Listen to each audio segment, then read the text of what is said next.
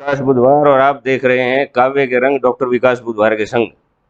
आज जो मैं विषय आपके सामने लेकर के आया हूं वो है इश्क, प्रेम, मोहब्बत।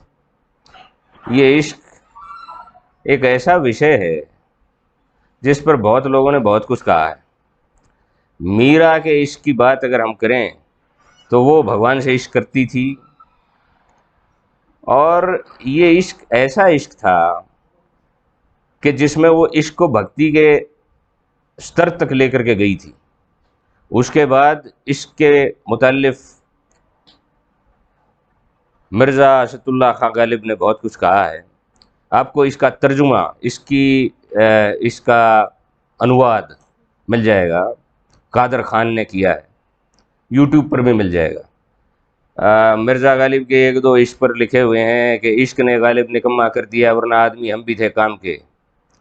और एक आध और भी है, जैसे ये इश्क नहीं आसान इतना ही समझ लीजिए, एक आग का दरिया है और डूब के जाना है। मिर्ज़ा गालिब के बाद बहुत सारे मकबूल शायर रहे हैं जिन्होंने फिल्मों में भी इश्क पर बहुत कुछ लिखा है। एक नज़्म थी, ब्रेकअप को इससे ज़्यादा बेहतर तरीके से मेरे ख्याल से मुझे नहीं लगता किसी ने बताया होगा। ये मजरू सुल्तानपुरी ने लिखा था ब्रेकअप के ऊपर कि चलो एक बार फिर से अजनबी बन जाएं हम दोनों। उसके बाद एक लड़का और एक लड़की जब एक साथ मिलते हैं तो उनके किस तरीके के जज्बात होते हैं, उस पर भी मजरू सुल्तानपुरी ने एक बार लिखा था कि मेरे महबूब तुझे मेरी मोहब्बत की कसम, फिर मुझे नरगिसी आंखों का सहारा दे दे, मेरा खोया हुआ रंगीन नज़ारा दे दे।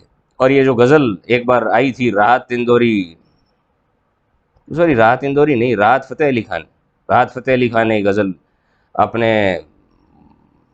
आवाज़ में गाई थी। उससे पहले उनके चाचा नुसरत फ़तेह अली खान ने भी गाई थी, मेरे रश के कमर, मेरे रश के कमर। बड़ी बड़ी बड़ी मकबूल हुई थी ये गज़ल।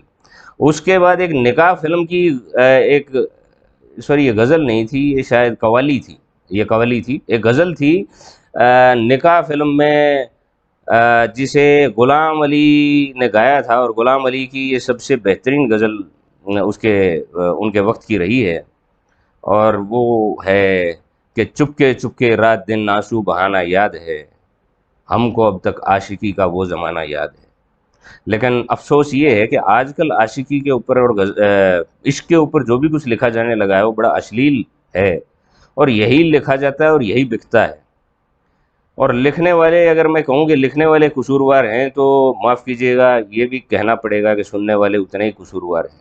अगर आप इस तरह की शायरी को हवा देते रहे तो इस तरह की शायरी और ज़्यादा लिखी जाएगी, इसकी तरफ ध्यान मत दीजिएगा। मैं जो इश्क पर लिख रहा हूँ वो वाकई एक बड़ी ही पवित्र भावना है, एक मुक़द्दस शय है। और मैं एक एक बात इश्क पर ऐसी लिखूंगा कि जिसमें अश्लीलता का नामो निशान नहीं है। और मेरा ये मकसद रहेगा जब तक मैं शायरी करता रहूँगा कि शायरी ऐसी हो कि जिसको आप परिवार के साथ बैठ करके देख सकें, सुन सकें। तो बहरहाल भाषण बहुत ज़्यादा लंबा हो गया, मैं ये गज़ल पेश कर रहा हूँ। गज़ल का शीर्षक है जवानी दीवानी है। भाई ये शीर्षक भी बड़ा एक्साइट कर देने वाला है, इसी एक्साइटमेंट को बरकरार रखिए। कहा है कि जवानी से, जवानी के एक बार टकराने के बाद, जवानी से, जवानी के एक बार टकराने के बाद कौन प्यासा जाएगा मैं खाने में आने के बाद। जवानी से जवानी के एक बार टकराने के बाद कौन प्यासा जाएगा मैं खाने में आने के बाद। और एक शब्द है, वैसे तो बहुत कॉमन शब्दों का इस्तेमाल करता हूँ मैं, लेकिन एक आध शब्द अगर ऐसा आ जाए तो एक शब्द है रुख। रुख का मतलब होता है चेहरा। एक गाना था, रुख से ज़रा नकाब उठा दो मेरे हुजूर, जलवा फिर एक बार दिखा दो मेरे हुजूर। तो ये है आँखों के जरिए, आँखों के जरिए जिगर तक उतरती चली गई, आंखों आंखों के जरिए जिगर तक उतरती चली गई, आई नजर जो रुख पर जुल्फ बिखराने के बाद। भाई वो चेहरे पर जुल्फ बिखरा करके जब दिखाई दी तो जैसे आंखों के जरिए उसके, तो जिस राह पर घंटों किया इंतजार महबूब का। अब देखिए एक इंसान की किया क्या मतलब क्या रह जाता है वो प्यार करने के बाद। गालिब ने कहा था ना कि इश्क ने गालिब निकम्मा कर दिया। वो सारे दिन कभी वो रास्ते पे खड़ा हो जाता है, इंतजार कर 2 घंटे 3 घंटे सारा दिन ऐसे ही। तो जिस राह पर घंटों किया इंतजार महबूब का, उस राह को तकता ही रहा उसके चले जाने के बाद।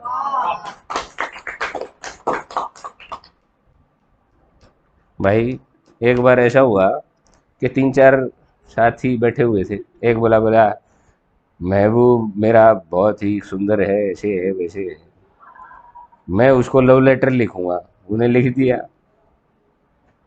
गूगल में ढूंढ लिया थोड़ा सा। बोला नहीं, दूसरा बोला मैं इससे भी आगे निकल जाऊंगा, मेरे प्रेम की परीक्षा ना लेना प्रिय, मैं प्रेमियों से आगे निकल जाऊंगा। उसने क्या किया, अपने उंगली में एक छेद किया, उस छेद को खून निकाला और खून से लव लेटर लिख दिया। तीसरा बोला मैं कुछ और करके दिखाऊंगा। बोले यार इससे आगे क्या करेगा? बोले इससे भी आगे करूंगा मैं। बोला मैं ना अपने इस कलाई पर उसका नाम लिखूंगा, अपनी प्रेमिका का। उसने लिया चाकू, उसको मना किया, बोला यार मत लिख। बोला नहीं अब तो लिखूंगा। उसने चाकू से नाम लिख डाला और बाद में दर्द हुआ रोए। तो बोले यार क्यों रो रहा है, तेरे को पहले मना किया था। बोले यार दर्द तो बर्दाश्त कर लेता लेकिन उसकी स्पेलिंग स्पेलिंग गलत होगी। तो भाई कई बार पढ़ाई भी कर लो थोड़ी, जो नरे इश्क करते हैं ना वो स्पेलिंग गलत हो जाती है। तो दिल में तमन्नाएं थी इजहार इश्क की मगर, दिल में तमन्नाएं थी इजहार इश्क की मगर, कहने को कुछ भी ना बचा उसके शर्माने के बाद। भाई ऐसा होता है, ये आई लव यू वगैरह कहना नहीं पड़ता। किसी ने कहा था कि शब्दों को होठों पर लाकर मन के भेद ना खोलो, मैं आंखों से सुन सकती हूँ तुम आंखों से बोलो। ठीक है ना, मतलब ये है कि आंखों से भी पता चल जाता है। उसके शर्माने के अंदाज से उसको पता चल गया अब मुझे आए कहने इजहार करने की कोई ज़रूरत नहीं है। उसकी आंखों ने इजहार पहले ही कर दिया था। तो मैं इसका जो है ना विश्लेषण भी करता जा रहा हूँ कि दिल में तमन्नाएं थी इजहार इश्क की मगर, कहने को कुछ भी ना बचा उसके शर्माने के बाद। और अपना नहीं रहा, अपना नहीं रहा ये दिल, ये दिल अपना नहीं रहा ये दिल, शायद पराया हो गया, वरना समझता क्यों नहीं है लाख समझाने के बाद। अब जो है ना कंट्रोल से बाहर हो गया है, मानता ही नहीं। वो एक पिक्चर आई थी ना दिल है कि मानता नहीं, वहां से प्रेरणा मिली मुझे ये शेर लिखने। ठीक है ना, अपना नहीं रहा ये दिल शायद पराया हो गया, वरना समझता क्यों नहीं है लाख समझाने के बाद। और इश्क करने का नतीजा, ये शेर मेरा सबसे पसंदीदा शेर है इस गजल में, कि इश्क करने का नतीजा एक ही है हर हाल में, इश्क करने का नतीजा एक ही है हर हाल में, जो है किसी तीली का माचिस से रगड़ खाने के बाद। ये देखिए ये चिंगारी निकलती है ना, ये चिंगारी वो दिखाई नहीं देती। एक बार क्या हुआ, माचिस, माचिस से मुझे याद आया, एक प्रेमिका ने, अब ये उपमा अलंकार वो भी करते हैं, हम जो कवि हैं हमारी अलग तरह की उपमा होती है। प्रेमिका जो है ना उसके सीने से लग गई अपने प्रेमी के।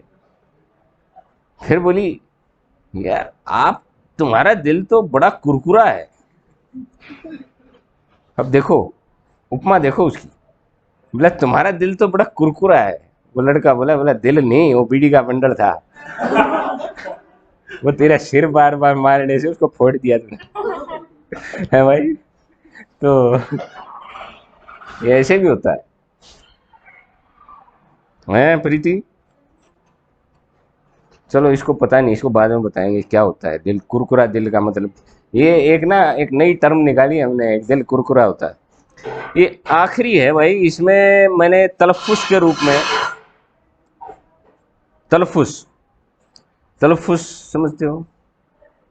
जैसे था ना, इश्क ने गालिब निकम्मा कर दिया वरना आदमी हम भी थे कुछ काम के। अब इसका मतलब ये नहीं गालिब को निकम्मा कर दिया, वो गालिब इन्वर्टेड कॉमाज में होता है, उसको तलफ़ुज़ कहते हैं। वो भी मैं समझाऊंगा तलफ़ुज़ क्या होता है।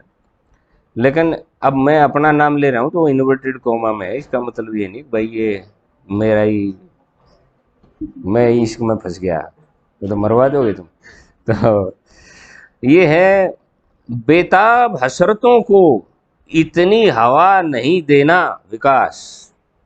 बेताब हसरतों को, ये एक नसीहत है आखिरी में, ये जवान बेटियों की बेटों के लिए है मेरी। ये आखिरी में नसीहत देते हुए जा रहा हूँ मैं कि बेताब हसरतों को इतनी हवा नहीं देना विकास, इनको भी पूरा कर लेना उसके करीब आने के बाद। धन्यवाद।